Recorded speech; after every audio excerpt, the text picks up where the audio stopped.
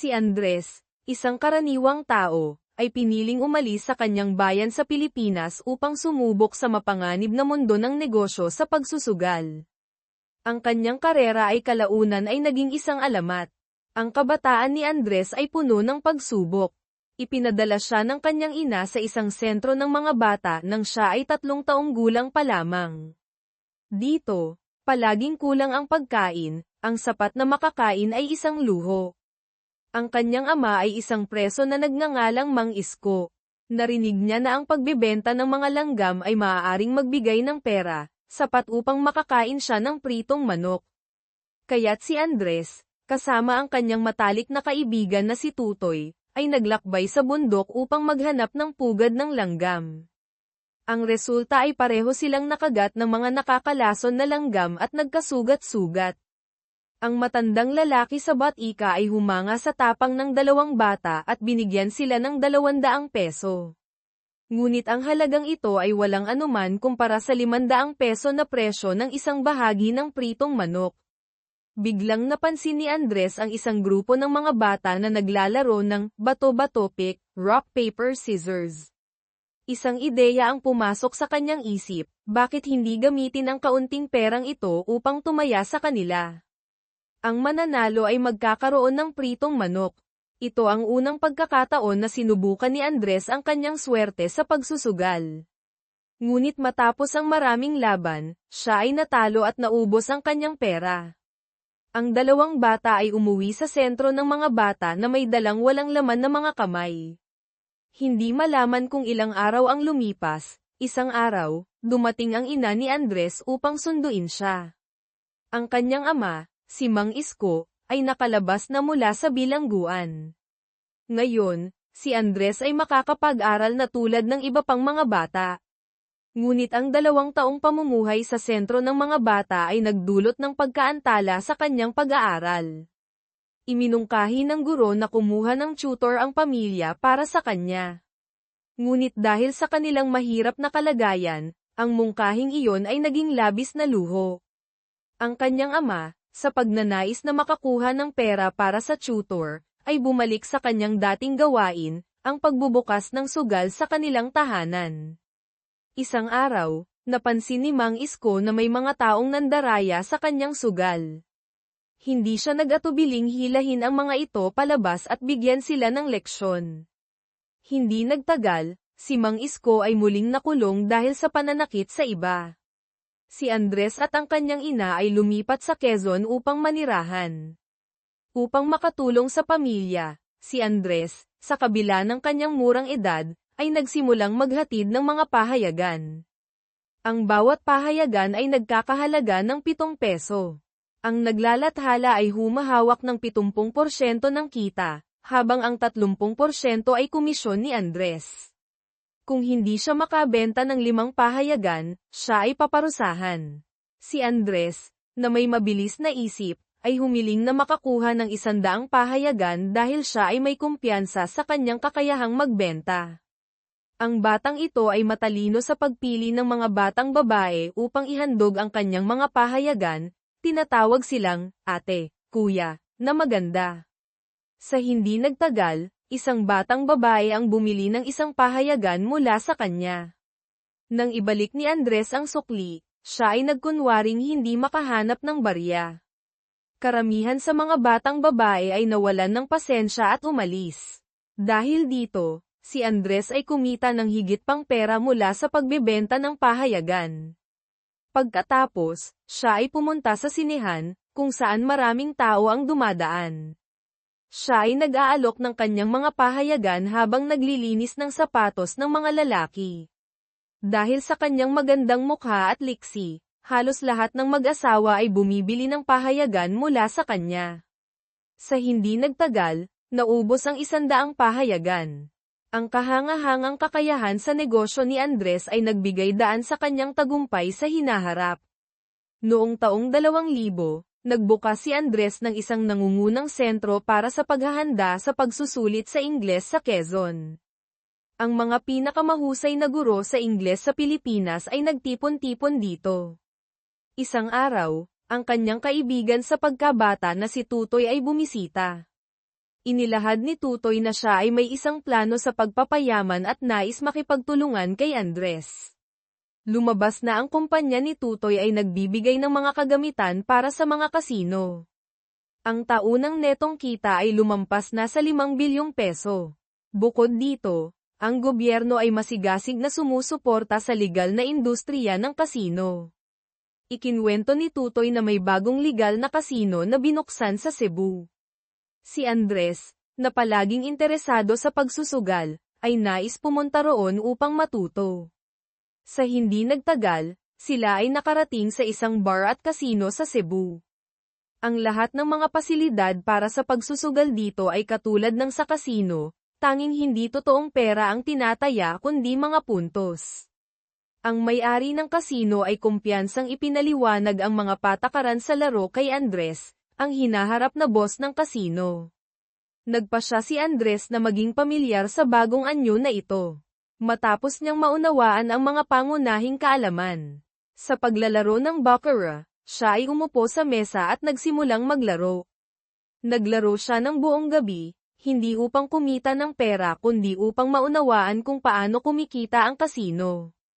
Pagkatapos ng isang mahabang gabi, ang negosyanteng henyo na si Andres ay nanalo ng 1.9 milyong puntos. Ngunit nang palitan ang mga puntos sa pera, isang hindi inaasahang insidente ang nangyari. Ibinigay ng may-ari ng kasino ang isang resibo ng inumin. Si Andres, na unang beses na nakaharap sa kakaibang prosesong ito, ay medyo nalilito. Tinulungan siya ng may-ari ng kasino na palitan ang mga ito sa mga mamahaling alak. Pagkatapos, dinala nila ang mga bote ng alak sa isang lugar na bumibili ng alak at pinalitan ito ng salapi. Ang buong prosesong ito ay nagbigay daan sa mas legal na paraan ng paglalaro, habang tumutulong din sa kasino na makaiwas sa buwis. Ang kasino ay kumukuha lamang ng 10% na komisyon. Napagtanto ni Andres na ang kasino ay palaging nagwawagi sa huli. Sa daan pa uwi, si Andres ay nag-iisip tungkol sa kung paano kumikita ang kasino. Naamoy niya ang isang malaking oportunidad sa negosyo. Nagpasya siyang magbukas ng isang kasino na may katulad na modelo sa Quezon. Una, humiling siya kay Tutoy na maghanap ng 12 dealer. Pagkatapos, siya ay naghanap ng isang medyo nakatagong lugar upang magbukas ng kasino. Nag-hire din si Andres ng mga manggagawa upang magtayo ng dormitoryo para sa mga empleyado sa bubong, upang ang mga dealer ay makapagtrabaho sa 2 shift, bukas 24/7. Hindi nagtagal, ang kasino ni Andres ay nagbukas. Ang kanyang underground casino ay puno ng mga tao araw-araw. Ang negosyo ay umunlad. Si Andres ay may mga natatanging sikreto upang pamahalaan ang kanyang kasino. Ang kanyang bar at kasino ay nagsisilbi lamang sa mga piling tao at mga intelektual. Ang mga masamang elemento, na natatalo at nagiging magulo, ay hindi pinapayagan. Bukod dito, ang mga talunan ay agad na binabayaran ng 10% ng kanilang natalo bilang isang anyo ng insentibo. Naitayo ni Andres ang isang marangyang underground casino sa Quezon. Lahat ay umuusad ng maayos hanggang sa ito ay sumabog, na nagdala ng sunod-sunod na kaguluhan. Sa loob lamang ng isang buwan, kumita si Andres ng 10 bilyong peso. Ang susunod na hakbang ay ang pagpapalawak ng mga sangay. Ibinahagi niya ang malaking bahagi ng kita sa mga kasosyo upang mabawasan ang panganib, habang tinitiyak na lahat ay may bahagi. Si Andres ay mapagbigay sa kanyang mga kasamahan, tinutulungan sila sa oras ng pangangailangan. Kumikita siya ng pera habang nakakatanggap ng suporta mula sa lahat. Ngunit ang kasayahang ito ay hindi nagtagal. Isang araw, ang kasino ay nakatanggap ng isang espesyal na bisita, na pumatay, ng maraming tao sa laro. Sa loob lamang ng isang oras, ang bisitang ito ay nanalo ng higit sa 3 milyong peso. Nang ang bisita ay handang umalis matapos palitan ang kanyang salapi sa reception, isang grupo ng mga investigador mula sa National Tax Bureau ang sumalakay. Gumamit sila ng paratang ng pag-iwas sa buwis upang isara ang underground casino ni Andres. Si So, ang receptionist, nang makita ang hindi magandang sitwasyon, ay agad na kumuha ng accounting book at inilagay ito sa isang mabilis na kahon ng pagpapadala at nagmamadaling umalis. Ngunit siya ay naharang at nahuli sa akto. Si So ay isang simpleng empleyado, at ang tunay na may-ari sa likod ng lahat ay si Andres. Nang malaman ni Andres ang balita na ang kasino ay isinara, agad siyang nagpasya na tumakas kasama si Tutoy. Ngunit si Tutoy ay nagdeposito ng kabuuang 60 bilyong peso sa bangko. Halos mawalan ng ulirat si Andres nang marinig ito. Binalaan niya si Tutoy na huwag pumunta sa bangko upang mag-withdraw ng pera, at ibinigay sa kanya ang isang mobile phone na may isang linya ng komunikasyon. Ngunit pagkatapos nilang maghiwalay, muling tumawag si Tutoy sa kanyang asawa upang talakayin ang mga hakbang. Ang grupo ng mga investigador ay nagmamasid sa lahat ng kilos ni Tutoy. Natagpuan nila si Tutoy sa isang real estate office, na nagbabalak na ibenta ang kanyang ari-arian sa mababang presyo. Ang grupo ng investigador ay sumalakay at nahuli siya. Ang legal na rehistro ng kasino ay nasa pangalan ni Tutoy. Ngunit si Team Leader Kang ay naniniwala na si Andres ang tunay na nasa likod nito. Pinilit niya si Tutoy na ilabas ang kinaroroonan ni Andres. Sa puntong iyon, tumawag si Andres. Agad na kinuha ni Team Leader Kang ang telepono, inihayag ang kanyang pagkakakilanlan, at humiling kay Andres na magbayad ng buwis sa tamang oras. Nang malaman na nahuli si Tutoy, pinutol ni Andres ang tawag. Bago pumunta sa paliparan, nakipag-ugnayan si Andres kay Songhan upang tanungin kung may paraan upang mailabas si Tutoy. Sinabi ni Songhan na hindi ito posible, dahil ito ay isang Central Investigation Team mula sa National Tax Agency. Ang tanging magagawa ni Andres ay tumakas sa ibang bansa. Nagpasya siyang pumunta sa Madagascar upang makipagtagpo sa kanyang kapatid na si Suen. Sa Madagascar, hinanap ni Andres ang kanyang matalik na kaibigan mula sa high school. Si Andres at Suen ay nag-away laban sa mga nakatatanda sa paaralan hanggang sa sila ay tawagin ng mga magulang. Pagkatapos, nagkasundo ang dalawa at naging matalik na magkaibigan. Dinala ni Suen si Andres sa pinakamagandang kasino sa Madagascar. Nang makita ni Andres ang marangyang kasino sa kanyang harapan, nadama niyang ang kanyang kasino ay tila palaka na nakaupo sa ilalim ng balon. Dinala ni Suen si Andres sa VIP room, kung saan ang mga individual o kumpanya ay naglalagak ng deposito sa kasino para sa pansamantalang pag-upa at tumatanggap ng mga eksklusibong benepisyo sa negosyo. Si Suen ay may magandang buhay sa Madagascar. Ipinakilala niya si Andres sa may-ari ng kasino. Matapos ang ilang palitan ng bati, walang pag-aalinlangan na umupo si Andres sa lamesa ng laro. Dahil siya ay may karanasan sa pagpapatakbo ng kasino, ang baccarat ay napakadali para sa kanya. Sa loob ng isang gabi, nanalo si Andres ng 20 bilyong peso, higit pa sa perang kinita niya sa isang taon ng pagpapatakbo ng kasino. Dahil bagong dating sa Madagascar, wala pang matutuluyan si Andres. Isang kaibigan ang nag-refer sa kanya upang makituloy. Nang marinig na ang anak ng kanyang kaibigan ay nais mag-aral sa ibang bansa, buong puso niyang ibinigay ang lahat ng kanyang napanalunan sa kanyang kaibigan. Ang kanyang kaibigan ay labis na naantig, halos umiyak, at niyakap si Andres. Ngunit ang swerte ay hindi palaging ngumingiti kay Andres. Hindi nagtagal, naubos niya ang lahat ng kanyang pera sa kasino. Mula noon, ang kapalaran ni Andres ay patuloy na bumagsak. Hindi lamang niya nawala ang lahat ng kanyang napanalunan, kundi pati na rin ang lahat ng perang kinita niya sa mga taon ng pagpapatakbo ng kasino. Halos mabaliw si Andres. Si Chairman Emilio ay dumating upang hikayatin siyang tumigil, ngunit paano nga ba titigil ang isang sugarol na nalugmok? Si Andres ay nagpakumbaba at humiram ng pera kay Chairman Emilio. Si Chairman Emilio ay mapagbigay na nagbigay kay Andres ng 10 bilyong peso. Tinawag niya si Dong Pao, walang hawak na interes at ibinigay kay Andres ang 1 bilyong peso bilang paunang tulong. Sa puntong ito, isang grupo ng mga di-imbitadong bisita ang sumalakay sa kasino. Isang lider ng sindikato ang kasama ang maraming kasamahan, at sinabi kay Chairman Emilio na ang anak ng kumpanyang Maong ay darating sa kasino para maglibang. Umaasang si Chairman Emilio ay magbabayad ng paunang bayad sa pagpapakilala, o sa madaling salita, nais nilang mangolekta ng protection fee. Nakita ni Andres na si Chairman Emilio ay nasa isang mahirap na sitwasyon, kaya't nagkunwari siyang makipag-usap, at pagkatapos ay pinapaalis si Chairman Emilio, pinayuhan siyang huwag makipag-ugnayan sa mga taong ito. Habang umalis si Andres, si Chairman Emilio ay nahulog sa malalim na pag-iisip. Ang paghiram ng 1 bilyong peso kay Chairman Emilio ay hindi kailanman sapat. Naubos na ni Andres ang kanyang pera.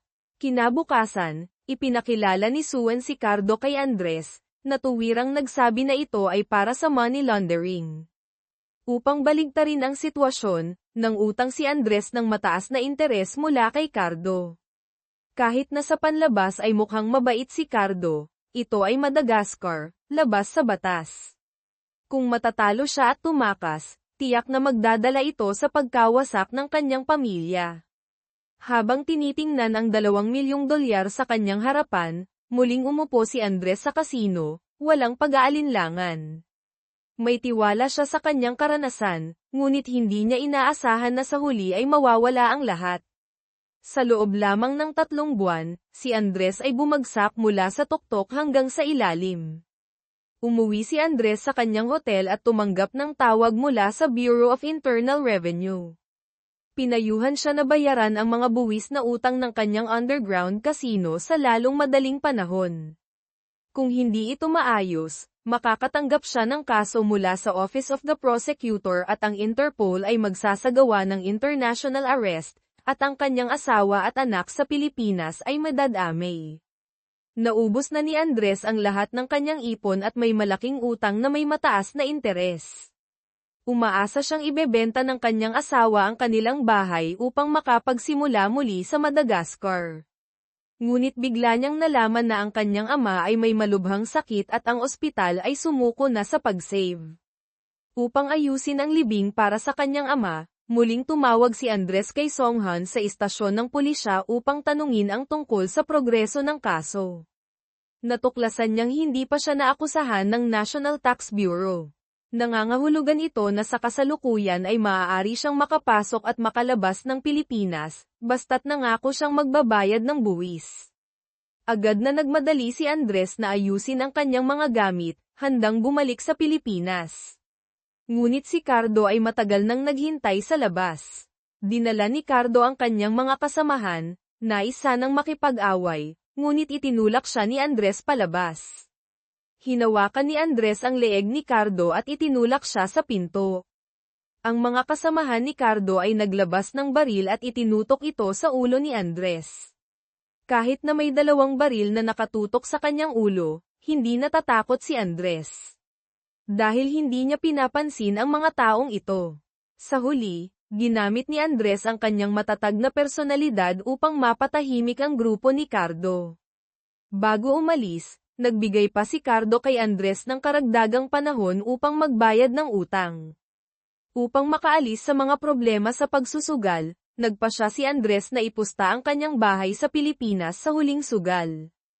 Ang resulta ay madaling mahulaan, nawalan siya ng huling pag-asa.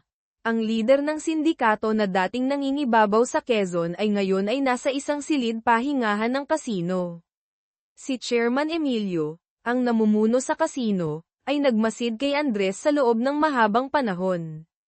Napansin niyang si Andres ay talagang isang matatag na tao. Umaasa siyang ibigay ang VIP room kay Andres upang makabayad siya ng utang at makapagsimula muli sa larangan na kanyang nakasanayan. Labing-labing nagpapahalaga si Andres sa ginawa ni Chairman Emilio. Ngunit kailangan niyang bumalik sa kanyang bayan upang ayusin ang mga isyu sa buwis. Sa kasamaang palad, wala na siyang perang pangbiyahe. Napilitan siyang humingi ng tulong kay Dong, na ibinigay niya ang 10 bilyong peso upang ipag-aral ang kanyang anak sa ibang bansa. Ngunit tinanggihan ni Dong ang tulong. Naiintindihan ni Andres na maraming ginagastos si Dong para sa kanyang pamilya, ngunit nang tanungin niya kung kailan aalis ang anak ni Dong para mag-aral sa ibang bansa, hindi alam ng kanyang asawa at anak ang tungkol dito. May kutob si Andres na may hindi tama, ngunit hindi siya nagsalita. Sa huli, sa tulong ni Songhan, nakabalik siya sa kanyang bansa. Pagdating sa kanyang bansa, ang unang ginawa ni Andres ay ang ayusin ang libing para sa kanyang ama. Wala siyang oras upang malungkot, ngunit kinakailangan pa rin na maayos ang libing ng may paggalang. Pagkatapos nito, inasikaso niya ang mga isyu sa buwis sa kanyang bansa. Ang hukuman ay nagsagawa ng pampublikong pagdinig tungkol sa pag-iwas sa buwis ni Tutoy.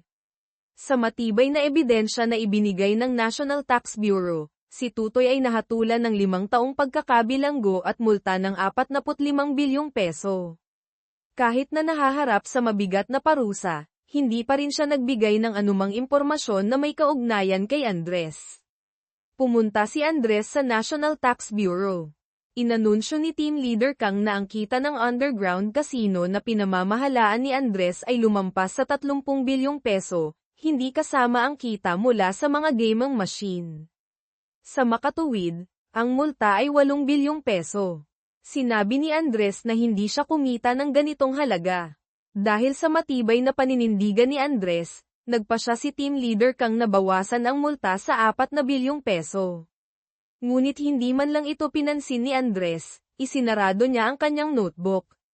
Sa katunayan, hindi siya makakapagbayad ng ganitong kalaking halaga, at sinadyang sumigaw kay Team Leader Kang, kung patuloy na igigiit ng National Tax Bureau ang kanilang desisyon, wala akong magagawa kundi tanggapin ang huling hatol.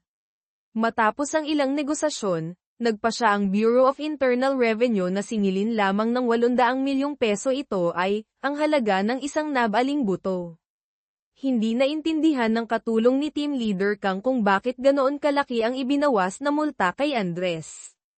Ipinaliwanag ni Team Leader Kang, ang ebidensyang hawak natin ay hindi sapat. Kahit nadalhin pa ito sa korte, hindi tayo magkakaroon ng maraming pagkakataon na manalo. Mas mabuti pang bawasan ang multa upang makabawi tayo ng kaunting buwis. Matapos maayos ni Andres ang mga abala, dinala niya ang natitirang pera sa Madagascar. Tinawag niya si Cardo, hindi lamang para bayaran ang utang na prinsipal kundi pati na rin ang malaking interes.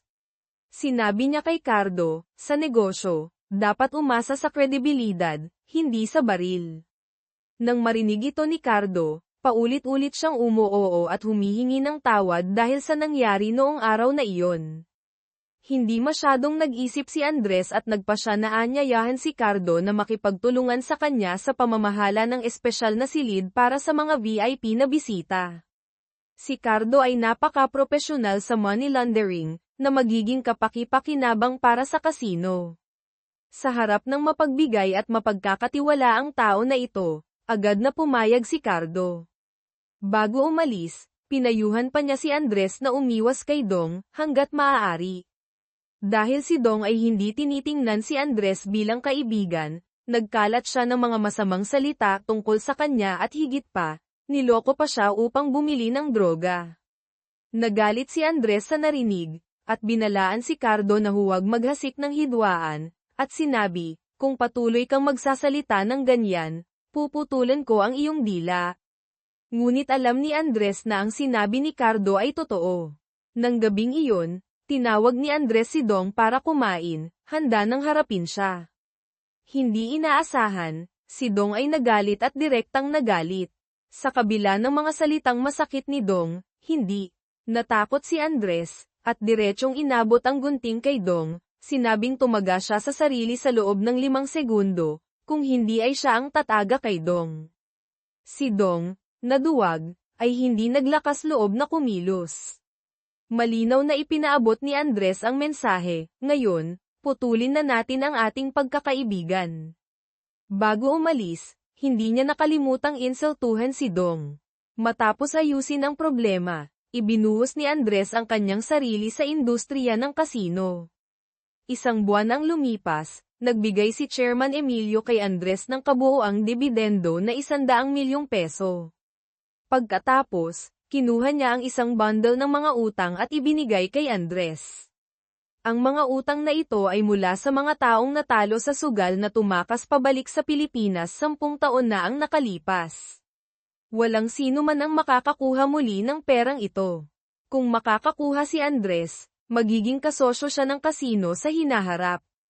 Sa totoo lang, hindi naman umaasa si Chairman Emilio. Ngunit sa mga mata ni Andres, ito ay isang pagkakataon upang ipakita ang kanyang kakayahan. Pagbalik ni Andres sa kanyang bansa, unang pinuntahan niya ang isang hardware store upang bumili ng ilang gamit. Pagkatapos, hinanap niya ang unang deboto. Nag-isa siyang pumasok sa lugar ng mga gangster. Pagkatapos niyang magsalita, tinukso ng lider ng sindikato, sa kabila ng maraming taon ng buhay, wala pang naglakas loob na maging bastos sa akin.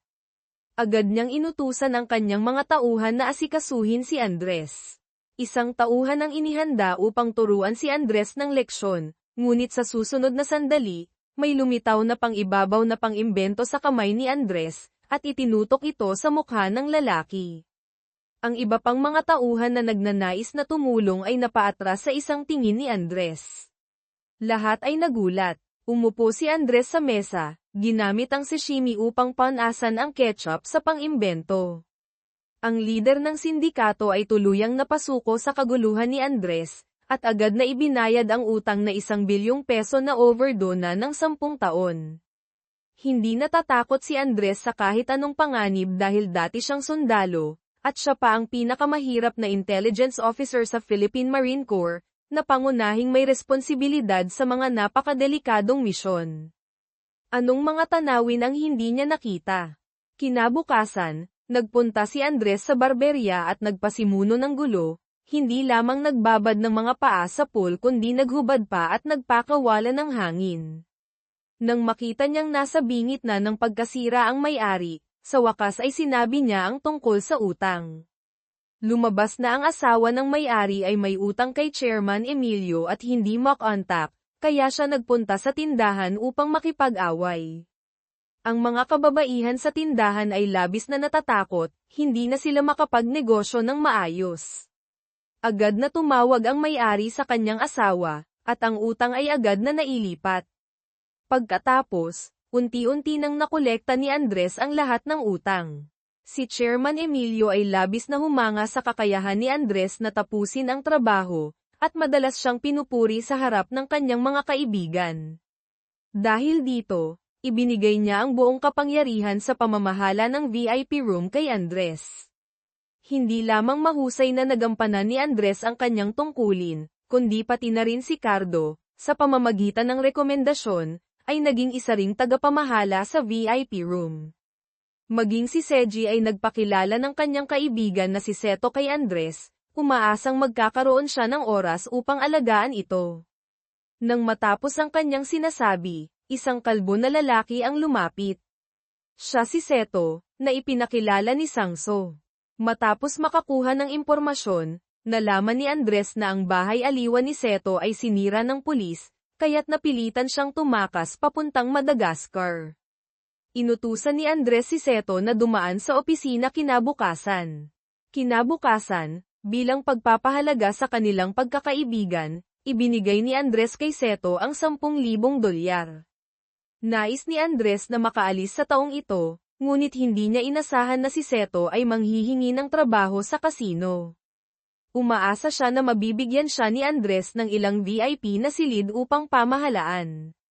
Ang walang kahihiyang kilos na ito ay nagpasakit kay Andres, kaya't pinagtawanan niya si Seto. Sa puntong ito, pumasok si Chairman Emilio sa opisina na may malungkot na mukha. Mula kay Cardo, nalaman ni Andres na si Chairman Emilio ay tinatakot ng isang lider ng sindikato. Kung hindi siya makabayad ng 50,000 dolyar na protection fee, ipapadala ng mga ito ang kanilang mga tauhan upang putulin ang kanyang mga binti. Bilang resulta, napilitan si Chairman Emilio na lumuhad at humingi ng tawad. Nang marinig ni Andres na ang kanyang iginagalang na Chairman Emilio ay pinahihirapan, nagalit siya at pumunta sa hotel kung saan naroroon ang mga tauhan ng sindikato. Sa hindi inaasahan, naroon din ang kanyang kapatid na si Suan. Hindi nag-atubiling nagbigay ng babala si Andres sa lider ng sindikato na huwag nang galawin si Chairman Emilio, at sinabi, si Chairman Emilio ang tumanggap sa akin noong ako ay nasa pinakamahirap na sitwasyon. Kahit na, kailangan kong isakripisyo ang aking buhay, hindi ako susuko. Binigyan niya ng babala ang leader na gagamitin niya ang paraan ng mga Pilipino upang lutasin ang problema kung may mangyaring ganito muli. Tinutokso ng leader ng sindikato ang banta ni Andres. Ngunit dahil sa katapatan ni Andres, nagdesisyon siyang bigyan ito ng pagkakataon. Kung iinumin ni Andres ang isang bote ng alak, hindi na niya guguluhin si Chairman Emilio. Upang malutas ang problema, kinuha ni Andres ang bote at ininom ito. Humanga ang leader sa tapang at kabutihan ni Andres, kaya't inutusan niya ang kanyang mga bodyguard na buksan ang daan. Ang problema ay nalutas ng maayos. Paglabas ni Andres mula sa silid, agad na nagsimula ang kanyang tiyan na umuungal. Kinailangan niyang yakapin ang isang bulaklak na paso sa tabi at nagpakawala ng suka. Mula noon, tinupad ng leader ng sindikato ang kanyang salita at hindi na muling nanggulo kay Chairman Emilio. Matapos ang insidenteng ito na nagbigay ng katarungan para kay Chairman Emilio, nakuha ni Andres ang mataas na tiwala ng chairman. Ang kasino ay umunlad ng mahusay sa ilalim ng pamamahala ni Andres. Sa loob lamang ng 10 taon, kumita ito ng 70 bilyong dolyar. Maaaring isipin ng iba na sila ay mga batikang manlalaro, ngunit sa katotohanan, hindi sila kumita mula sa pagsusugal. Lahat ay dahil sa patakaran ni Andres sa chip. Ang karaniwang komisyon ng kasino para sa jackpot ay 1.2%. Ngunit si Andres ay nagbigay ng 1.6%. Ibig sabihin, kung ang isang manlalaro ay tumaya ng 1 milyong peso, maaari siyang kumita ng 16,000 peso. Sa 16,000 peso na komisyon na ito, 0.1% ay para sa mga kupon ng hotel. Ang mga kupon na ito ay maaaring gamitin upang bawasan ang cash payment kapag gumagastos sa hotel. Kaya't nagdagdag si Andres ng isa pang negosyo, iyon ay ang mga kupon. Sa panahong iyon, si Andres ay nag-book ng average na 150 na silid bawat araw, na umaabot sa halos 5,000 silid bawat buwan. Ginamit ni Andres ang 40% na diskwento upang ipagpalit ang mga kupon na ito. Kapag nagbayad ang mga customer ng cash, ginagamit niya ang mga kupon upang bawasan ang halaga. Sa ganitong paraan, nakakuha si Andres ng 40% na kita mula sa pagkakaiba. Ngunit hindi kayang ubusin ni Andres ang lahat ng mga kupon. Kaya't nagbigay siya ng mga benepisyo para sa kanyang mga empleyado. Ang buffet sa hotel ay labis na mahal para sa mga lokal, ngunit naging normal na ito para sa mga empleyado ni Andres. Isang araw, nakatagpo si Andres ng isang mahalagang tao sa restaurant. Nang makita niya ito, agad niyang nakilala ang tao. Siya ito, ang personal na sekretarya ng Pangulo ng Pilipinas. Bilang isang dalubhasa sa pagkuha ng pagkakataon, alam ni Andres na ang sekretarya ay regular na nagsasagawa ng mga seminar para sa mga mataas na opisyal. Kaya't iminungkahi niya na ang seminar ay isagawa sa kanyang hotel. Sinabi ng sekretarya na ang gastos ay masyadong mataas para sa kanila. Agad na sinabi ni Andres na siya na ang bahala sa gastos. May mga kupon siyang hindi nagagamit, kaya't maaari niya itong samantalahin. Nang magsimula ang seminar, kakaunti lamang ang dumalo, tanging ang alkalde at ang hepe ng pulisya ang naroon. Unti-unting dumami ang mga kalahok sa seminar. Ang mga tao mula sa militar, politika, at negosyo ay dumating upang dumalo. Halos puno ang restaurant araw-araw. Maging ang anak ng Pangulo ay nagpakumbaba upang dumalo. Ang mga sasakyang pulis na nagbukas ng daan ay naging pangkaraniwang tanawin para kay Andres. Sa puntong ito, maaaring sabihin na, kilalang-kilala, si Andres sa Madagascar. Isang araw, ipinakilala ng sekretarya ang isang malaking boss kay Andres. Siya si Daniel, isang alamat sa mundo ng pagsusugal. Karaniwan, ang isang salita ni Daniel ay maaaring magpasya sa kapalaran ng Pangulo. Si Daniel ay kasalukuyang nagtatrabaho para sa proyektong Kales. Nais niyang gawing pinakamalaking kasino sa Pilipinas ang 2 resort hotel doon. Kailangan niya ng isang taong may kakayahan tulad ni Andres upang makatulong sa mga reforma at ugnayan. Siyempre, agad na pumayag si Andres. Sa tulong ni Hari ng Pagsusugal, na si Daniel, si Andres ay may kasamang mga sasakyang pulis sa kanyang paglabas. Ang nakakabigla ay ang kapangyarihan ni Andres na lumampas pa kay Chairman Emilio, ngunit hindi siya nakalimot sa kanyang pinagmulan at palaging iginagalang si Chairman Emilio. Ngunit ang hindi inaasahan ng lahat ay ilang buwan pagkatapos, nagbago ang pamahalaan ng Madagascar. Ang buong larangan ng politika at negosyo ay nagkaroon ng malaking pagbabago.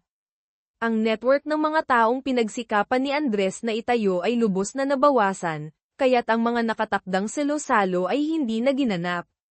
Sa kabilang banda, ginamit ni Chairman Emilio ang kanyang mga koneksyon upang kumbinsihin ang isang FUNHI-Thai, mayamang binata, na pautangin siya ng pera upang makapagpatayo ng isang napakaluhong hotel sa Cales.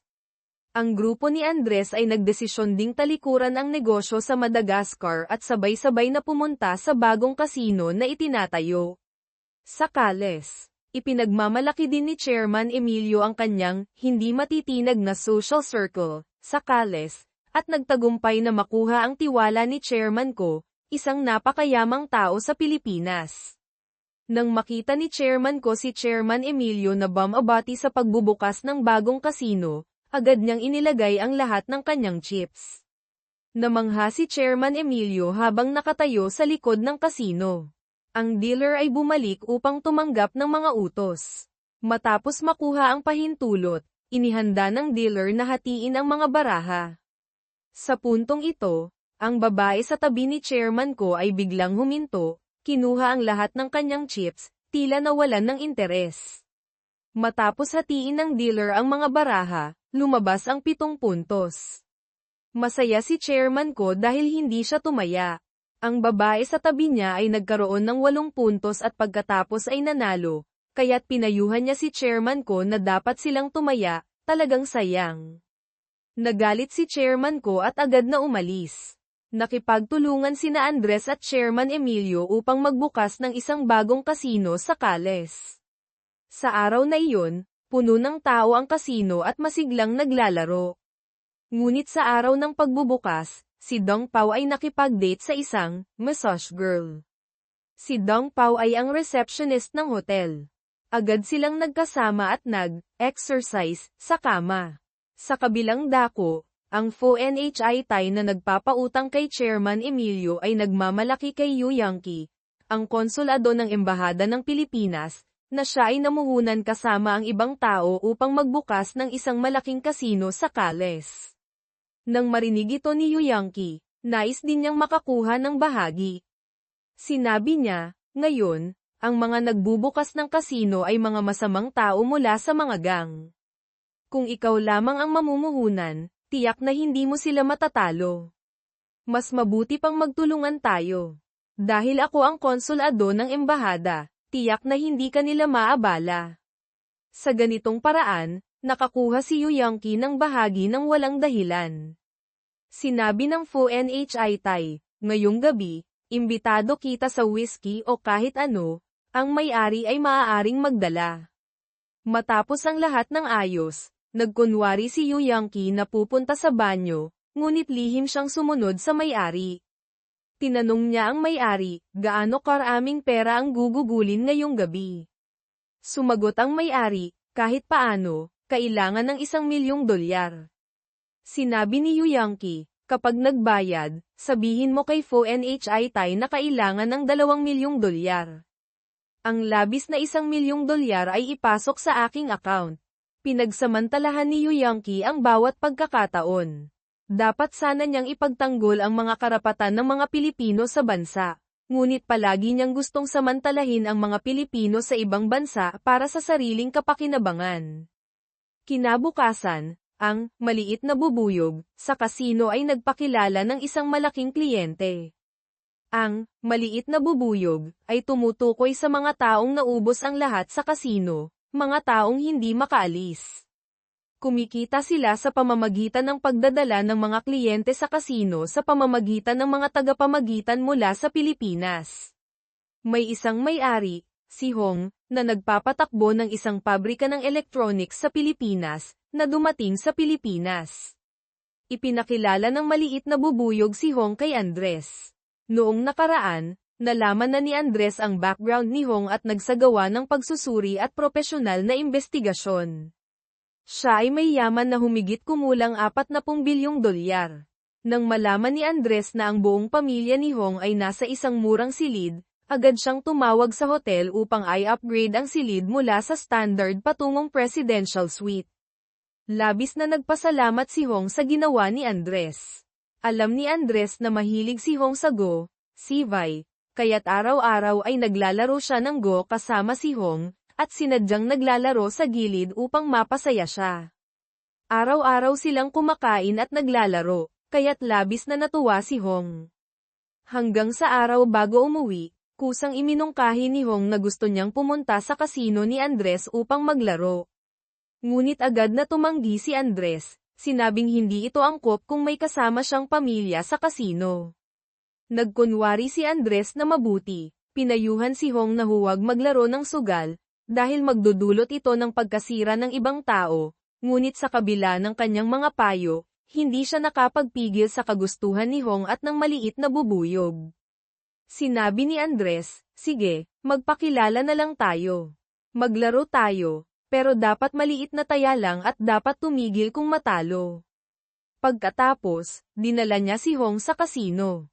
Ang tungkulin ng maliit na bubuyog ay natapos na. Matapos lumabas, ibinigay ni Philip ang bayad sa maliit na bubuyog bilang komisyon. Sa katunayan, dati nang mayaman ang maliit na bubuyog. Isa siyang propesor at akala niya ay higit siya sa iba, ngunit sa huli, tulad ng karamihan sa mga manunugal, naubos ang kanyang pera. Dahil hindi siya makaalis sa kasino, naging tagapagpakilala na lamang siya ng mga kliyente. Matapos paalisin ang maliit na bubuyog, nakilala ni Philip si Sodong. Pareho silang mga Pilipino, kaya't masaya silang nag-usap. Agad na, nahulog ang loob ni Philip kay Sodong mula sa unang tingin, at ipinakita pa niya ang kanyang tato sa dibdib. Tinanong ni Philip kung gusto rin ba ni Dong Pao si Sodong, ngunit matigas na tumanggi si Sodong at sinabing hindi ganon ang kanilang relasyon.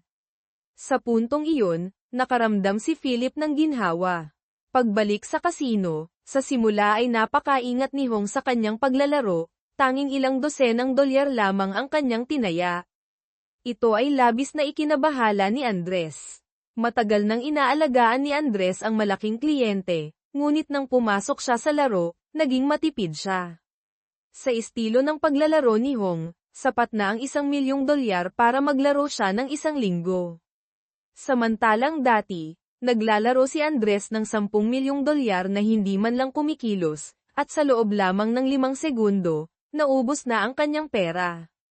Wala nang pasensya si Andres, kaya't nagkunwari siyang aalis sa kasino. Ngunit pagdating niya sa bahay, tumawag ang kanyang tauhan at sinabi na natalo si Hong ng $1,000,000 at nais nitong humiram ng kaunting pera upang mabawi ang nawala. Agad na bumuhos ang interes ni Andres. Bagaman ngayon ay $1,000,000 lamang ang nawala, kumpiyansa si Andres na malapit na itong mawalan ng 10 bilyon, at ito ay isang usaping oras na lamang.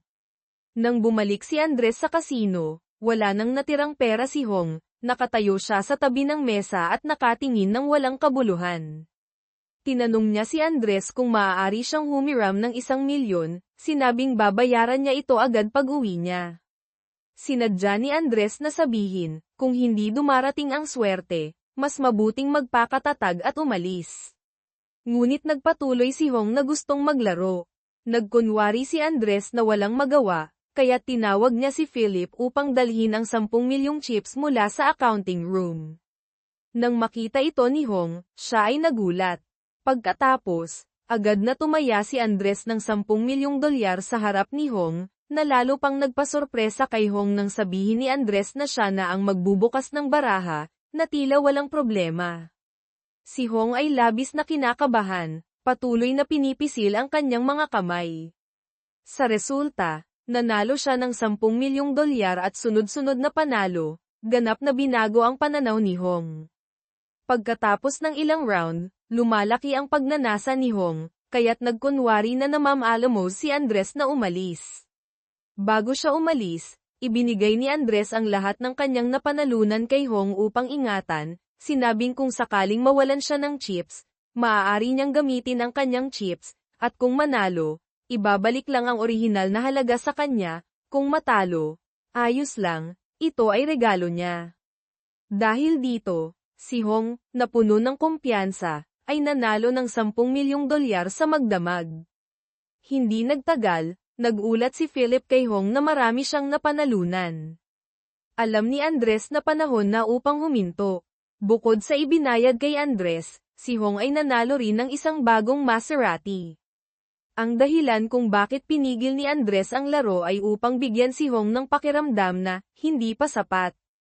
Hindi lang iyon, dinala ni Andres si Hong sa isang bar upang uminom. Nang malaman na uuwi si Hong sa Pilipinas kinabukasan, sinuri ni Andres ang kanyang tiket, at nang makita na ito ay economy class, agad siyang tumawag upang i-upgrade ito sa business class. Ang ganitong maalaga na pag-aalaga ay labis na nagustuhan ni Hong.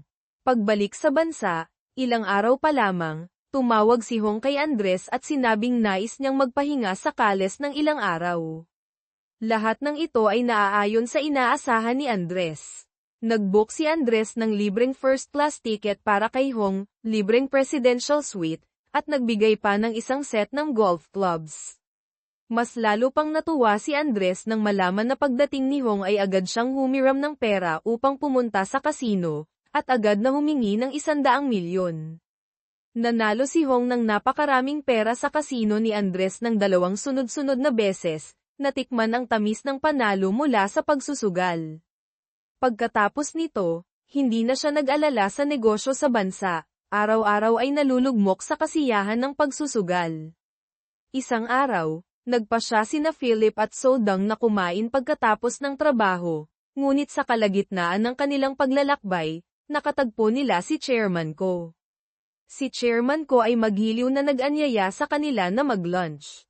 Sa pamamagitan ng pag-uusap, nalaman ni Sodang na si Chairman Ko ang may-ari ng Patella Cosmetic. Agad siyang nagpasimula ng mga papuri at maraming magagandang salita na labis na nagustuhan ni Chairman Ko.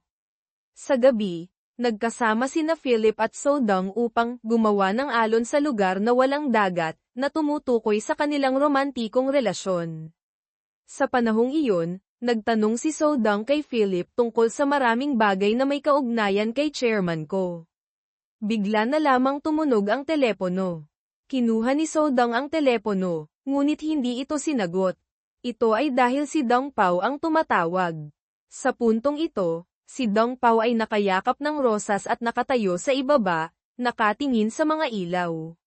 Sa bahay ni Sodang, humitit siya ng isang mahabang usok mula sa sigarilyo, tila may naisip, at itinapon ang bulaklak sa basurahan bago umalis. Si Hong, sa kabila ng lahat, ay patuloy na lumalaki ang kanyang kasakiman.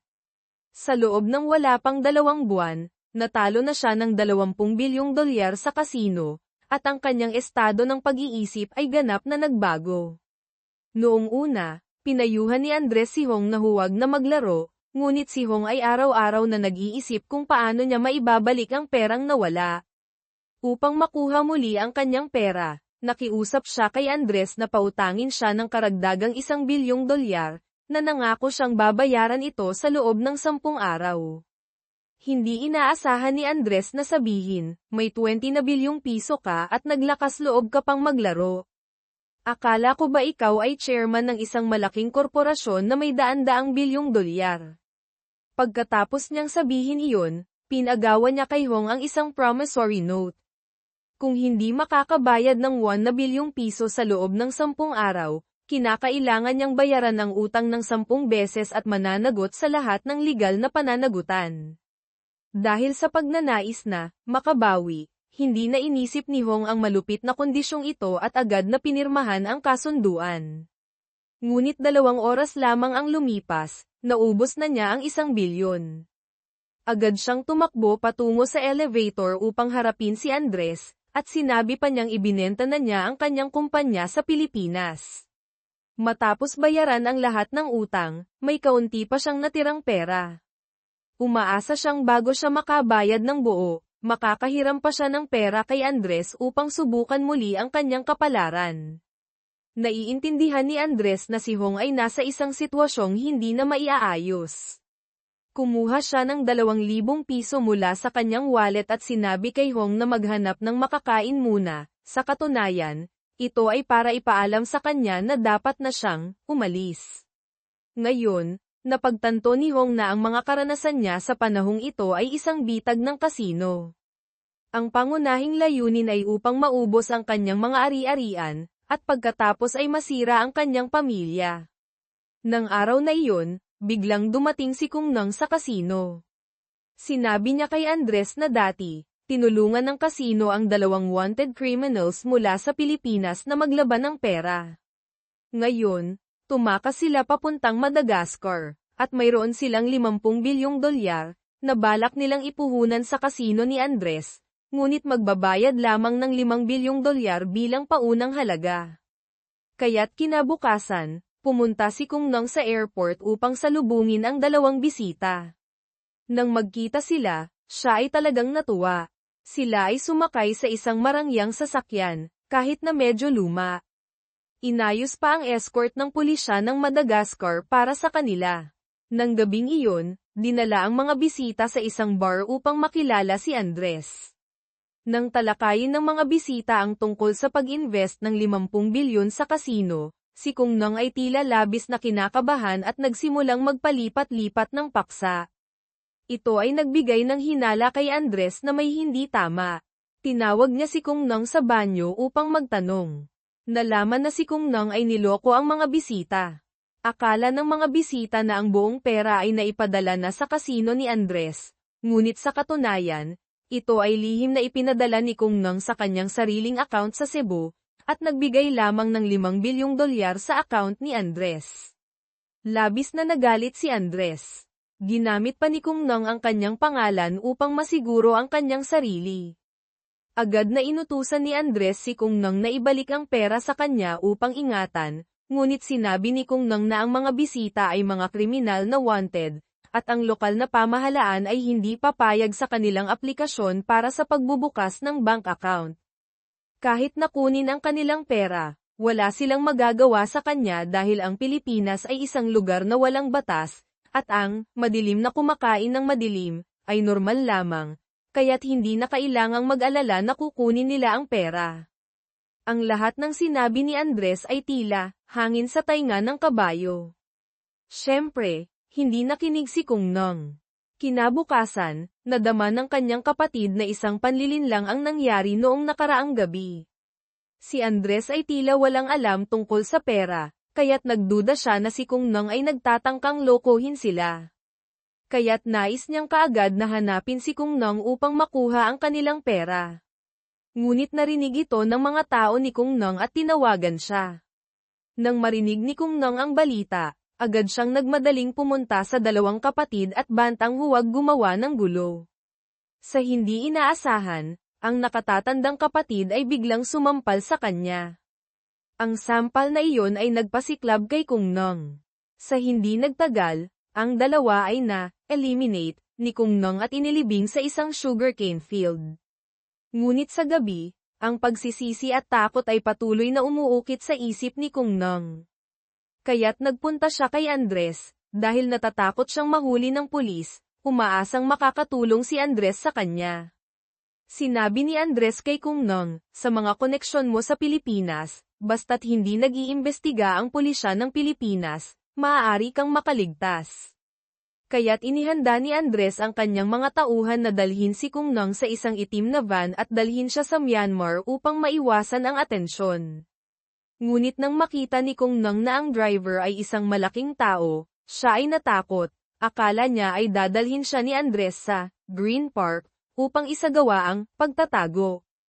Kaya't biglang sinabi ni Kung Nang na hindi siya manghihimasok, na ang sinabi niya kanina ay biro lamang. Naintindihan ni Andres ang ibig sabihin ni Kung Nang, kaya't pinayagan siyang magmaneho at umalis. Mabilis na dumating ang susunod na araw, natagpuan ng pulis ng Madagascar ang mga bangkay ng 2 mamamayan mula sa Pilipinas sa sugarcane field. Tinawagan ng lokal na pulis ang pulis ng Pilipinas na si Song Han, na nakabase sa Madagascar, upang humingi ng tulong sa pag-verify ng pagkakakilanlan ng mga biktima. Ngunit sa puntong ito, may isang sasakyan na papalapit. Ang bumaba sa sasakyan ay si Andres. Lumalabas na may koneksyon si Andres sa pulisya, kaya't agad siyang nakatanggap ng balita. Nais ni Andres na tingnan ang lugar ng krimen. Walang nagawa ang pulis kundi dalhin ang dalawa sa sugarcane field. Matapos ang masusing pagsusuri, naintindihan ni Andres. Ito ang lugar kung saan inilibing ang 2 kapatid. Sa kasamaang palad, hindi sapat ang lalim ng pagkakalibing ni Kung Nang at pinili pa ang matigas na lupain ng mga sugarcane. Nang matuklasan ito ng mga lokal na magsasaka, agad silang nagulat sa pulis. Sa puntong ito, tumawag si Cardo at natuklasan na ang pera sa account ng kasino ni Kung Nang sa Cebu ay natitira na lamang na 30 bilyon, na malayo pa sa 50 bilyong dolyar. Totoo ngang itinago ni Kung Nang ang pera. Inutusan ni Andres si Cardo na agad na i-freeze ang account ng kasino ni Kung Nang. Sa kabilang panig, si Song Han, isang pulis mula sa Pilipinas, ay naghanap online at natagpuan na ang mga biktima ay kamakailan lamang dumating sa Pilipinas. Bukod dito, kung may naganap na krimen sa komunidad ng mga Pilipino, kadalasang mga Pilipino rin ang may kagagawan. Mukhang ganito na ang nangyayari sa bawat pagkakataon. Pumunta si Song Han sa lugar ng mga Koreano sa Pilipinas upang magsagawa ng investigasyon at natagpuan ang bar kung saan kumain ang 2 kapatid. Tinanong niya ang may-ari tungkol sa pagkakakilanlan ng mga biktima. Sa puntong iyon, pumasok si Kung Nang kasama ang kanyang kasintahan. Sinabi ng may-ari na ito nga si Kung Nang, na kumain kasama ang mga biktima noong araw na iyon. Mukhang nag-uusap sila tungkol sa pag-invest sa kasino. Sa harap ng interogasyon ni Song Han, si Kung Nang ay walang ibang magawa kundi magbigay ng iba't ibang dahilan upang makaiwas sa parusa. Pagkatapos, agad siyang umalis patungo sa kanyang sasakyan. Habang tinatanong pa siya ni Song Han, nawala na ang pasensya ni Kung Nang at sinabi sa kanya na, umalis na at huwag na siyang istorbohin. Matapos sabihin iyon, nagmaneho na siya palayo. Mabilis na isinulat ni Song Han ang plaka ng sasakyan. May hinala siyang nag-invest ito sa kasino at dahil dito ay nagkaroon ng hindi pagkakaintindihan na nagresulta sa krimen. Pumunta si Song Han sa kasino kung saan nagtatrabaho si Kung Nang. Si So Dong, ang receptionist ng hotel, ay nagbigay ng direksyon kay Song Han. Dinala siya ni So Dong sa harap ni Andres. Sa puntong ito, lahat ng tao ay nakatuon sa chairman ko na naglalagay ng taya. Nang makita ni chairman ko si So Dong, siya ay labis na natuwa at agad na naglagay ng taya na 200 milyong dolyar. Ipinakita ng dealer ang mga baraha, ngunit sa pagkakataong ito, natalo si chairman ko. Tinawag ni chairman ko si So Dong at tinanong kung anong kulay ng kanyang lingiri. Medyo nahihiya si Song Han, pero sinabi pa rin kay chairman ko na ito ay pula. Agad na nagbigay si chairman ko ng 200 milyong chips at inilagay ang lahat sa pula. Ang buong kasino, kasama na sina Andres at Chairman Emilio sa tabi, ay naging tense. Matapos mailagay ang taya, nagsimula ng mag-deal ang dealer. Si chairman ko, ang bilyonaryang pinuno ng malaking korporasyon sa Pilipinas, ay nasa isang mapanganib na laro. Nag-deal ang dealer at nakakuha ng 8 puntos. Itinapon ni chairman ko ang isang 3, at pagkatapos ay pinili ang isang sulok ng ibang baraha. Hinalikan ni chairman ko si So Dong sa pisngi, at nang buksan ang pangalawang baraha, ito ay 6. Pagkatapos, maayos na itinapon ni chairman ko ang baraha. Lahat ay bumati sa tagumpay ni chairman ko, at si Andres ay napilitang pumalakpak.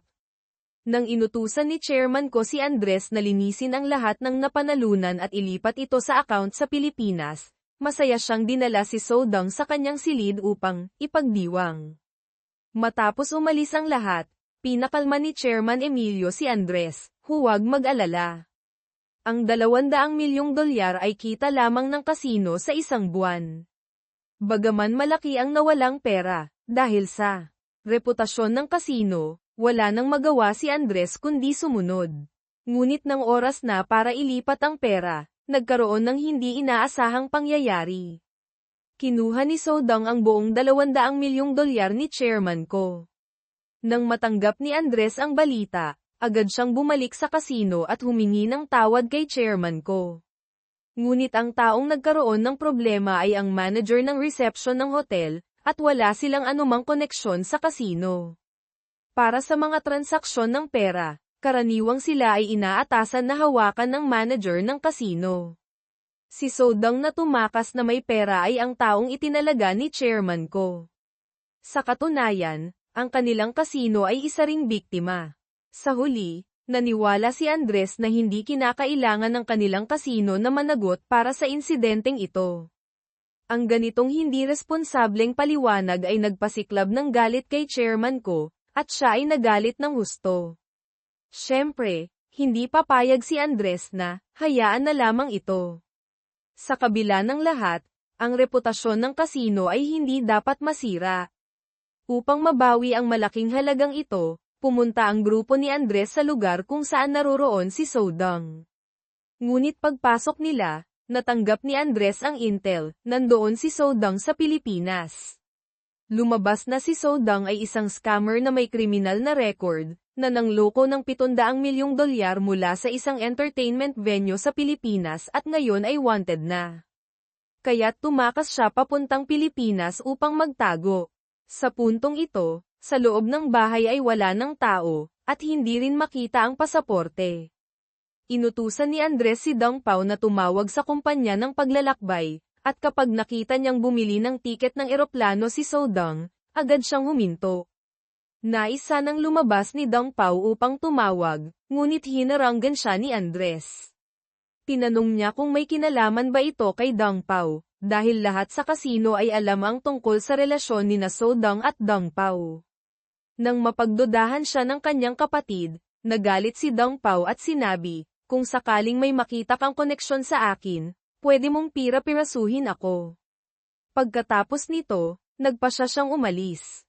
Ang mga salitang ito ay nagdulot ng tensyon kay Philip na nasa sulok, kaya't nagmadali siyang umalis. Nagduda si Andres sa sitwasyon. Parang may itinagong si Philip na bagay sa isang kahon.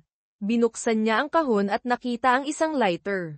Tiyak na ito ang lighter niya na ibinigay kay Philip matapos niyang manigarilyo.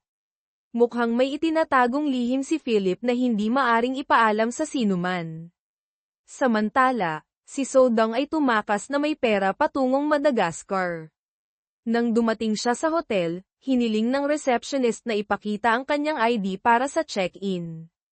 Ngunit dahil natatakot siyang mahuli, nagsinungaling siyang nakalimutan niya ito at nagbigay ng kaunting pera sa receptionist upang makapasok sa hotel. Matapos matiyak na walang sumusunod sa kanya, tumawag si Sodong sa kanyang ina na may malubhang sakit at sinabi na nakalikom na siya ng sapat na pera para sa operasyon. Bukas ay lilipad na siya pabalik sa Pilipinas. Kinabukasan, pumunta si Sodong sa isang local na money exchange upang palitan ang 200 milyong dolyar sa won, na ipadala sa Korea.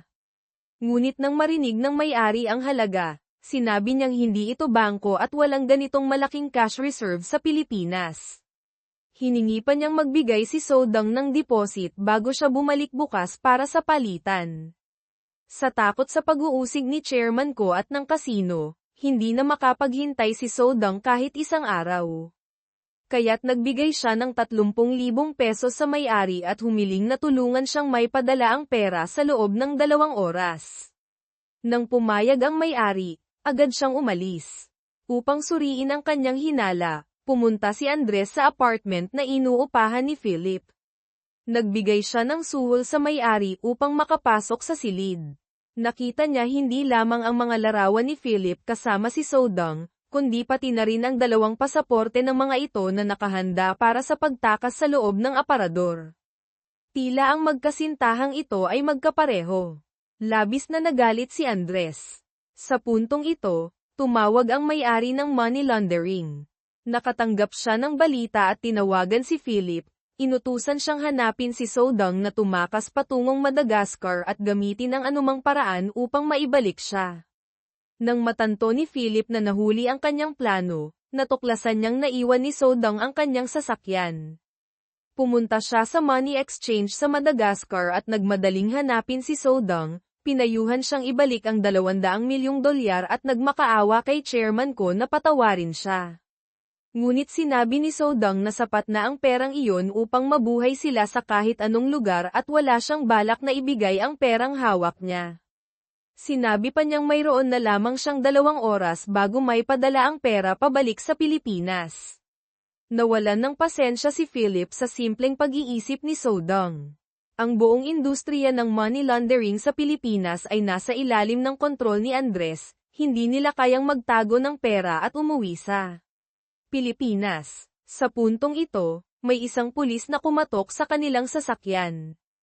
Akala ni Philip ay hindi sila pinapayagang magparking doon, kaya't binuksan niya ang bintana at humingi ng tawad sa pulis. Ngunit agad na naglabas ng baril ang lalaki. Namatay ang 2 sa lugar.